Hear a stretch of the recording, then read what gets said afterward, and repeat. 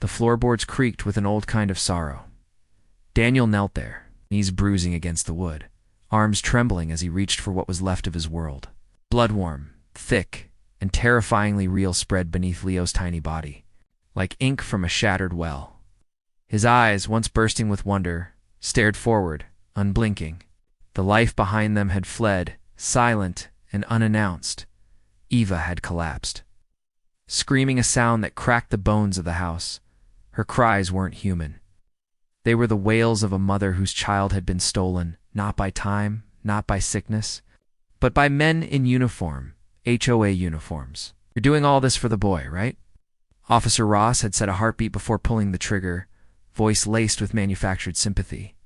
Then cold and deliberate. "Well, now there's no boy. And this property, it's not yours anymore." Daniel didn't move. Couldn't. Not yet. Not when his arms still cradled his son. Not when Eva was pounding her fists against the floor beside them, cursing the heavens and everything beneath. Outside, the birds were still singing. The sun was still rising. The world was mocking them. 3 weeks ago, this house had been a dream. Now it was a grave. 3 months earlier, the gravel crunched beneath the tires as their car pulled into the long, tree-lined driveway. The farmhouse sat at the far end, sunlight draped across its whitewashed walls, glowing like it had waited just for them. Eva stepped out first, barefoot as always, laughing as the breeze danced with her hair. She twirled once on the porch, eyes shut, arms wide. "Smell that. That's freedom." Daniel grinned, stretching his back after the drive. "Smells like fresh paint and overdue dreams." From the back seat, Leo leapt out, his sketchpad clutched under one arm. "Can I explore the barn?" It didn't sound like in movies. It didn't echo. It cracked. Sharp. Final, Claire's body jolted once before her knees buckled. The sound of her hitting the wooden floor was worse than the gunshot. Blood spread fast, soaking into the grain. Of the boards we'd sanded together, I hit the ground with her, my knees slamming into the wood, my hands already trying to hold her together to keep her here. "Claire, stay with me. Stay with me." Her lips moved. No sound. Just a breath, barely there, and the faintest ghost of a smile before the light left her eyes. Marjorie's heels tapped once. Twice, then her voice smooth, detached, like we were just items on her checklist. "Secure the property. Remove him." Looked up, my hands soaked in the red warmth leaving Claire's body. My own chest hollow, something inside me tore apart, and in that same instant something new and darker took root. Not grief. Not fear revenge, 3 months earlier. The farmhouse didn't smell like death then. It smelled like beginnings. Fresh paint and sawdust clung to the walls. The fields outside held the soft scent of rain-soaked earth, a promise of something better. Claire stood barefoot on the porch, the morning light turning her hair to gold. She held the deed in both hands, almost like it was fragile. "You're sure about this, Aaron?" she asked. Her voice was soft, careful, like she didn't want to hope too hard. I wrapped an arm around her shoulders, pulling her close. "After 25 years of sirens and concrete, yeah, this is it. This is what we've been waiting for." Penny tore across the yard, her tiny feet kicking up dew. Her laugh, that bright bubbling sound, filled the air. For the first time in years, it felt like we could breathe again. "This place," Claire whispered, "it feels alive." "It's ours," I said. The first sign should have been the silence after the moving truck left. The second was the sound of heels on gravel the next morning. I turned, and there she was. Framed against the pale dawn like a warning dressed in pastel, Marjorie Hale. Her hair was perfect. Not a single strand daring to move. The clipboard tucked under her arm looked less like paperwork and more like a weapon. "Mr. and Mrs. Miles," she said, her smile tight, her voice sweet in the way poison is sweet before it kills. "Welcome to Clearbrook Estates," Claire smiled. Politely, the way good people do when they meet new neighbors. "Thank you. We're excited to be here." Marjorie's eyes didn't meet hers. They moved over the porch, the siding, the mailbox. Gosh, every inch of our new life, judging, measuring. "I'm Marjorie Hale," she said, "president of the Homeowners Association." We take pride in our standards here. I trust you'll understand the importance of compliance." Then she reached into her bag and pulled out a small device. A laser measurer. Claire blinked. "You're measuring the fence?" Marjorie smiled. It wasn't a smile. It was a warning dressed as one. Rules keep order. Order keeps value. Value keeps us all safe. Her words slid under my skin, quiet but sharp. At the time, I told myself it was just protocol, just a neighbor doing her job. Later, I'd realize it was the first shot fired in a war we didn't know we'd signed up for. That night, Claire stood at the kitchen sink, the last of the sun painting her face in warm gold. She turned, her hands still damp from the dishes. "Do you think we made the right choice, Erin?" I kissed her temple and wrapped my arms around her. "Best choice we've ever made. If only I'd known how fast that dream would bleed into a nightmare for the first few weeks." Clearbrook felt like the dream we'd been chasing all our lives. Morning sunlight spilling across wide-open fields, Penny's laughter echoing through the farmhouse halls, Claire humming under her breath while unpacking dishes we hadn't seen since the city.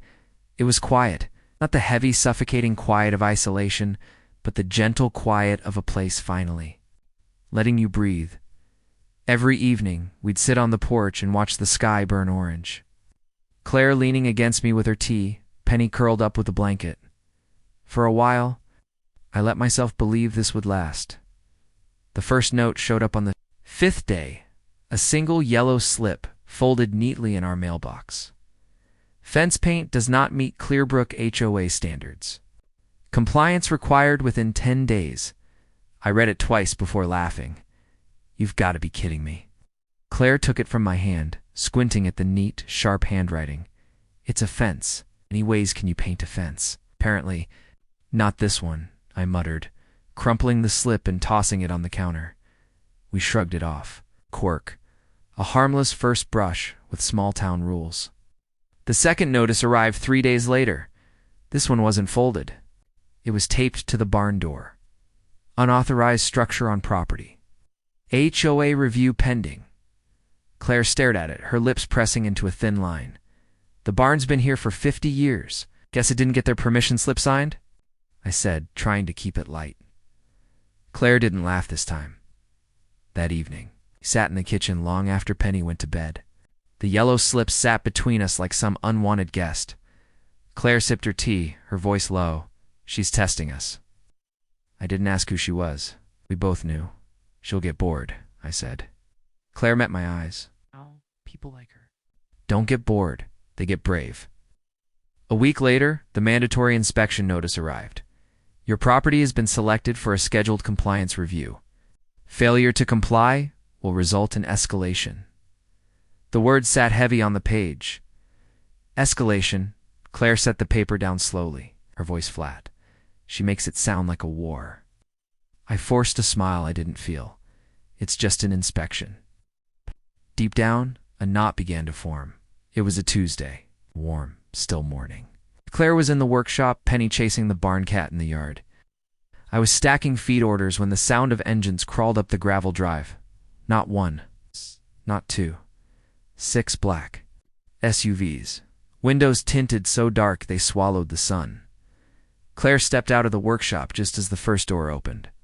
Men in matching navy jackets stepped out, boots crunching against the gravel. Badges flashed, shiny, too shiny. One of them spoke, his voice clipped. "Are you Erin Miles?" I wiped my hands on my jeans, forcing my voice steady. "What is this?" "Community Enforcement Division," he said, like it was supposed to mean something. "Your property is under investigation for multiple violations and unauthorized activity." Claire came to stand beside me, her towel still in her hands. "This is our home. What unauthorized activity?" He didn't answer. His eyes flicked. To the workshop, then to the barn, and then she stepped out. Marjorie. Perfect hair. Perfect posture. That same golden clipboard tucked under her arm like it contained the secrets of the universe. "Don't make this harder than it needs to be," she said softly. Claire's voice sharpened. "You can't just storm into someone's home without a warrant." Marjorie smiled. "It wasn't kind. It wasn't meant to be. You don't need one." Yeah. The man's hand brushed the holster at his hip. Claire stepped forward, chin high. Gear. Not stepping 1 foot in this house. Marjorie's voice didn't rise. It didn't need to. Shoot her.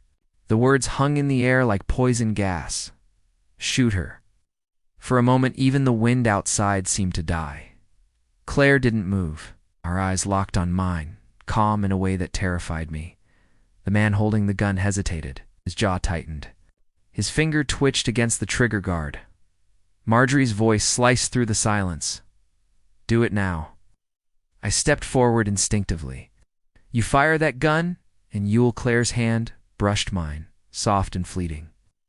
A single squeeze, a goodbye without words. The sound that followed was the end of everything. The gunshot cracked the morning open. Birds scattered from the trees. Penny's laughter from the yard turned into a scream I'll never forget. Claire's body jerked once. Before her knees buckled, the towel slipped from her fingers, fluttering to the ground like it was mocking gravity. I caught her before she hit the floor, my knees slamming into the wood. Claire, stay with me. Please, stay with me. Moved. I bent close enough to hear a whisper that barely carried. Aaron. And then, nothing. The warmth left her body in seconds. The world blurred. Marjorie's heels clicked against the wood. Her voice was calm, detached. Secure the property. Remove him. The two of the men stepped forward. Hands grabbed my shoulders. I didn't fight. Couldn't. I was holding my whole life in my arms as it bled onto the floor. The service was small, not because she deserved small, but because half the town was too afraid to come. Penny sat beside me, her small hand gripping mine so tightly it hurt. Every word from the pastor blurred together. Every flower felt like a wait. Instead of a tribute, neighbors whispered behind their hands. HOA business, compliance action. Such a shame. Shame. That's what they called it when a woman was shot in her own home for protecting it. When it was over, I stood alone by the grave long after everyone left. The dirt smelled of rain and endings. I touched the wooden marker with her name carved into it and whispered, "They think this is the end. They have no idea what they've started." Grief hollowed me out in the days that followed. But in that hollow, something else started growing. Not forgiveness. A plan. I tore through everything Marjorie's fake enforcers left behind. Papers. Files. Patterns in the chaos. Every violation followed the same thread. Properties sitting on prime land. Land the HOA wanted. Claire's blood was spilled for a number on a map. One night, sitting at the kitchen table surrounded by papers, I found it. A map with red lines. Parcels circled like prey. Right in the center, our farmhouse, and in the margin, a note in ink. MH secure priority. Lots of sap. MH. Marjorie Hale. I stared at it until the paper blurred. This wasn't about rules. This was a land grab, and they had just given me the only thing. I needed a reason to burn it all down. The farmhouse was too quiet after the funeral. Not peaceful quiet. Hollow quiet. Claire's favorite mug sat untouched on the windowsill, her boots by the door. The scent of her lavender soap still clinging to the bathroom like she might walk back in at any second. I sat at the kitchen table night after night, surrounded by yellow slips and violation notices like they were crime scene photos. Grief doesn't come like a storm. It comes like a slow leak. Drop by drop, until you're drowning without realizing. But somewhere between the tears and the silence, something changed. Grief started to harden. It became fuel. I went back to the workshop first. The bloodstain was gone, scrubbed away by someone. Who thought erasing the evidence would erase the crime? But they didn't know me. I'd carve her name into every wall if I had to. I started digging. County records. Property deeds. Old permits. Every line of red tape the HOA thought would keep people blind. The pattern was there, clear as day once you knew what to look for. Every property Marjorie's Community Enforcement Division had touched sat on. A section of land marked for development. Our farmhouse wasn't just a home, it was leverage. One night, I found the document that changed everything. A confidential memo with a list of priority acquisitions. Next to ours, $2.4 million, fast track. Approval pending clearance. Clearance. That's what they called it when they put a bullet in my wife. I needed proof. Not just for me, for everyone. I set up cameras. Every road in and out of Clearbrook. Every corner of Marjorie's pristine HOA office. Then I went neighbor to neighbor, quietly, carefully. Most shut their doors. Fear makes people small, but a few opened them. An old man down the road handed me a letter. They fined me for a wheelchair ramp. Said the color didn't match the aesthetic. I paid. Couldn't fight him. A young couple showed me photos of their torn-up garden. She said it violated code. We didn't even get a warning. Piece by piece, the picture came together. This wasn't enforcement. It was control. The breakthrough came from a neighbor I barely knew. A quiet woman who never made eye contact until that night. She slid a flash drive across my table. Security cameras, she whispered. The day it happened. I plugged it in, my hands shaking, and there it was. The workshop. Claire. Marjorie's voice. Clear as a bell. Shooter. I didn't cry. Not then. I smiled, because now I had the match to light the fire. The first shot I fired wasn't made. Of lead. It was dated at exactly 8 a.m. Every email address tied to Clearbrook pinged with a single message. No subject line. It's just a link in one word. Watch. The video was only 30 seconds long. It didn't need to be longer, Claire. The workshop. The sound of her voice just before the gunshot, and Marjorie Hale's order, crystal clear, shoot her. I sat at the kitchen table, the screen light flickering off my face as I imagined every neighbor hitting play. By noon, the neighborhood was alive in a way it hadn't been in years. Driveways filled with small groups whispering, then shouting. Phones lit up. Doors slammed. Fear shifted that day. For the first time, it wasn't sitting on our porches. It was sitting on hers.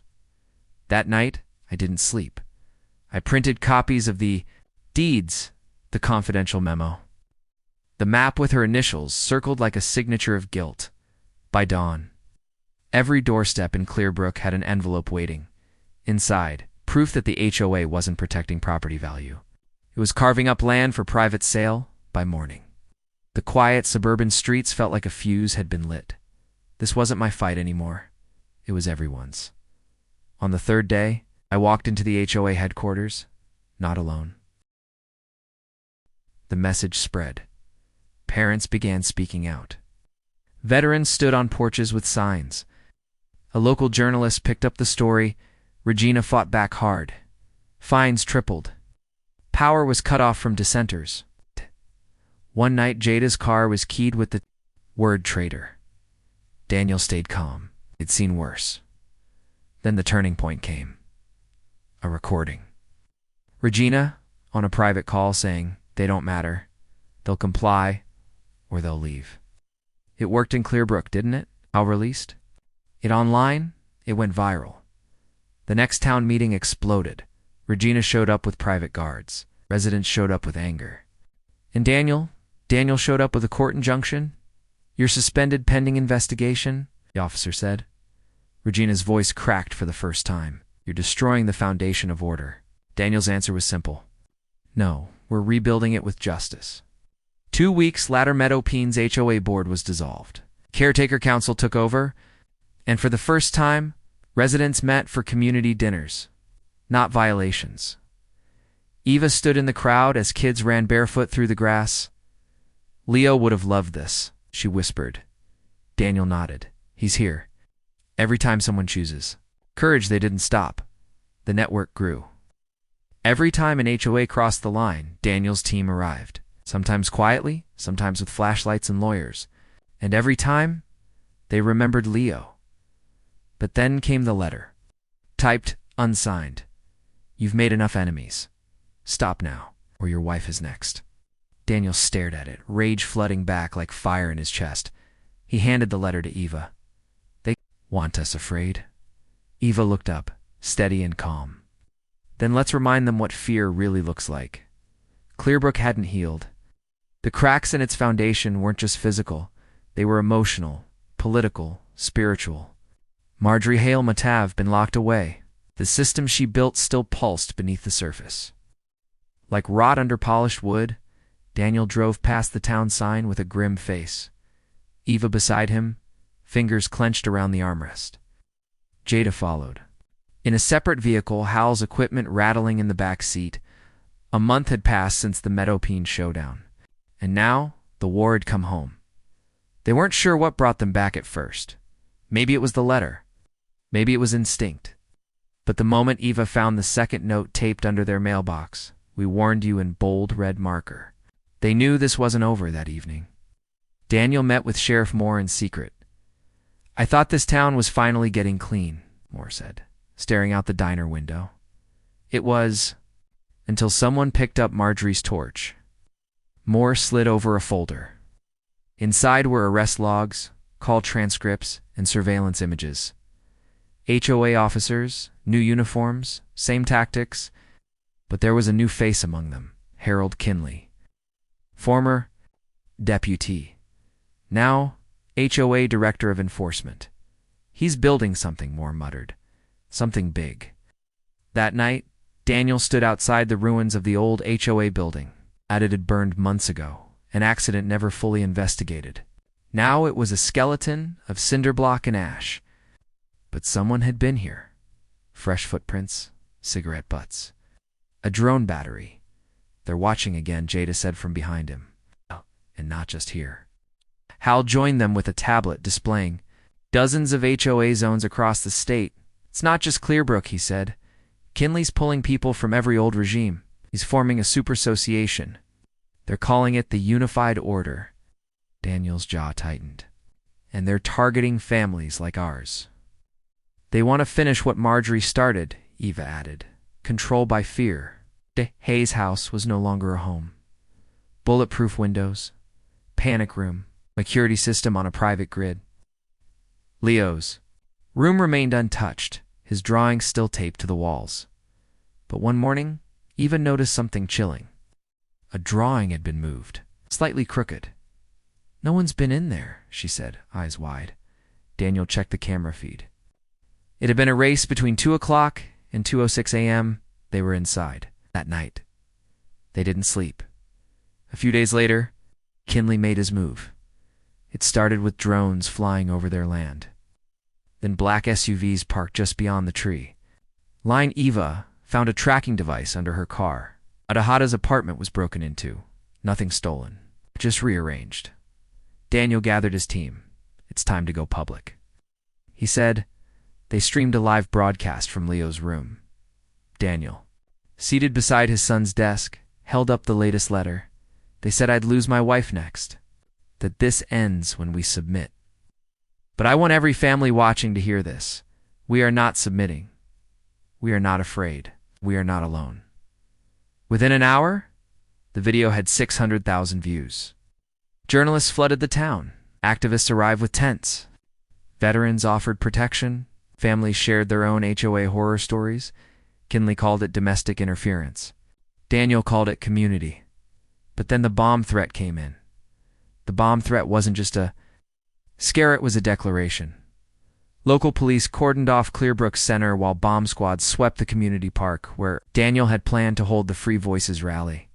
No device was found, but the message had landed. Fear was back in Clearbrook.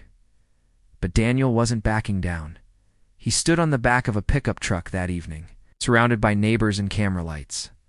Eva stood beside him, one hand clenched, in a fist. The other gripping Leo's old drawing, the one of their farmhouse under a bright yellow sun. "Someone wants us scared," Daniel said into the mic, voice clear. "But if you're here tonight, if you're standing beside your neighbor instead of hiding, then they've already lost." The crowd roared. Across town, Kinley watched from a dark office, lips curled in disgust. "It's time we end this," he muttered. 3 nights later, it happened. Just past midnight, black SUVs rolled into Clearbrook. Unmarked men in tactical gear flooded the streets. Their target, Daniel's home. Hal's early warning system triggered alarms. Eva grabbed the emergency kit while Daniel locked Leo's room and activated the panic protocol. Jada guided neighbors to the underground shelter through coded texts. Then, the flashbangs came. Glass shattered. Doors burst. Voices screamed orders in robotic cadence.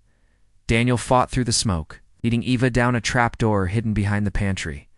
They dropped into the crawlspace beneath the house, heartbeats pounding above them, the sound of boots, of walls, splintering. Of war, they held their breath. Clear, someone barked. Then silence. It took 4 hours for them to leave. When Daniel and Eva emerged, their home was in ruins, files gone. But the server buried beneath Leo's floor was untouched. That night, the footage went live. It showed armed men ransacking a civilian home without warrants. It showed fear tactics and brute force. It showed tyranny, the world responded. Senators demanded answers. Celebrities shared hashtags. Protests ignited in 10 states, and Daniel became more than a grieving father. It became a movement. Within a month, Daniel's team merged with dozens of grassroots efforts. They called themselves the Citizens Accord. Their goal, dismantle the Unified Order, HOA by HOA. Everywhere Kinley expanded, they countered. With lawyers, with cameras. But the pressure mounted. Friends disappeared. Anonymous tips poured in about bounties on Daniel's head. One night, Eva found a small envelope taped to their porch. Inside, a piece of Leo's shirt. Daniel fell to his knees. "It's not just about property anymore," Eva said, voice shaking. "They want to erase us." Daniel stood slowly. "Then we make damn sure they remember us instead." Hal traced the digital signature on the envelope to a location 3 states, away a compound hidden behind development permits. Jader did retcon. The site was crawling with enforcers. Files indicated it was Kinley's central hub, blueprints, planning schedules, records all stored offline. "We get in," Daniel said. "We end this at the source." They built a team, and veterans, hackers, journalists, even former HOA officers who'd seen too much. The plan was simple. Get the files, expose the network, make sure Kinley couldn't vanish behind another name. But they needed a distraction, Eva volunteered. "No," Daniel said immediately. "I'm the only one who knows how to talk like them," she insisted. "I'll stall. You get the truth."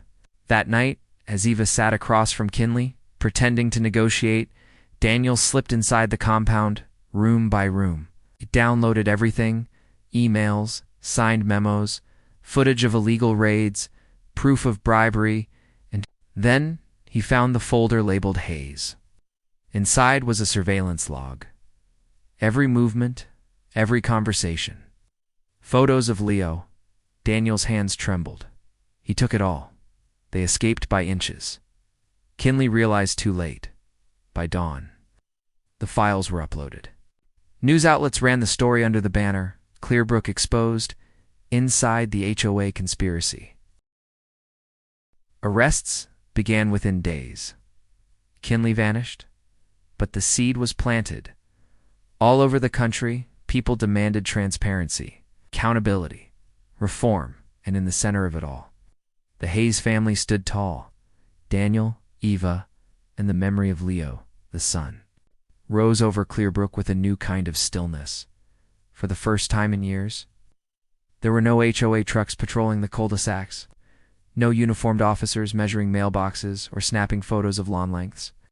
What had once been a neighborhood under siege now stood in a tense, silent calm like a battlefield. After the dust has settled but before the flags are raised, Daniel watched it from his front porch. He hadn't slept.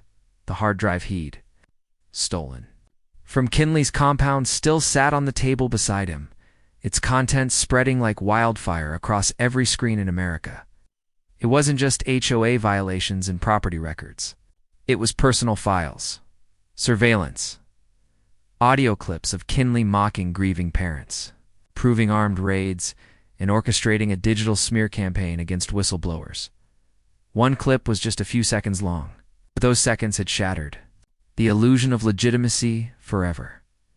Kinley's voice, sharp and cold: "If they won't leave, we'll bury them in paperwork. If that doesn't work, we'll bury them for real." That quote aired on national TV, and nothing was the same after that. The federal task force moved fast. HOA offices across the country were raided. Bank accounts were frozen.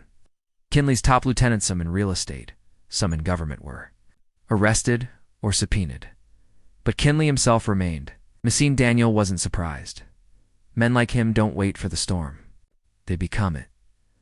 Still, with every hour that passed, Daniel's hope grew not just for justice, but for something deeper. Something harder to define. Freedom Eva came out quietly and sat beside him, wrapping her blanket tighter around her shoulders. Her face was pale, but her eyes had regained their fire. "They've issued a national injunction," she said. "HOAs are suspended pending full federal review." Daniel let out a long breath. "It's happening." A small smile tugged at her lips. "Did it?" He shook his head. "We did." Behind them, the screen door creaked. Penny stepped out, holding a mug of hot tea. She wasn't Leo, but she was their neighbor. A child who used to hide when the black cars drove past. Now she handed the mug to Daniel and said, "Mom says, thank you." He swallowed hard. "You tell your mom." "We're just getting started." He resurfaced in the most unexpected way. A private live stream, heavily encrypted, viewed by less than 1,000 before it was pulled. But someone saved it. Someone always does. Kinley sat in a dimly lit office, face gaunt, eyes sunken. "You think you've won?" he said calmly. "You haven't?" He leaned forward, voice dropping to a hiss. "You think I was the only one?" The screen went black. A single line of text remained. "Phase 2 begins now." The network JADA was the first to piece it together. Over the next week, hundreds of small, seemingly disconnected HOA enforcement offices activated dormant protocols. Not all of them were tied to Kinley directly, but they followed the same blueprint. Intimidation, land grabs, forced evictions. But this time, the country was watching. Citizen defense groups mobilized. Independent media documented every encounter. Retired law enforcement offered training to communities, and at the heart of it, all still tired. Still grieving was Daniel. He wasn't a symbol anymore. He was the strategy. Claire Brooks Courthouse became the staging ground every week. Daniel and Eva hosted open meetings, free legal guidance, strategy sessions, press briefings. Volunteers came from across the country, lawyers, veterans, coders, survivors. They called themselves the Recall. They weren't just fighting one HOA anymore. They were dismantling an entire system. Eva tapped her pen against a growing wall. Of documents, they're decentralizing. Smaller units, less paperwork, more coercion, underground sales. It's getting harder to track. Daniel nodded. Then we make it impossible for them to hide.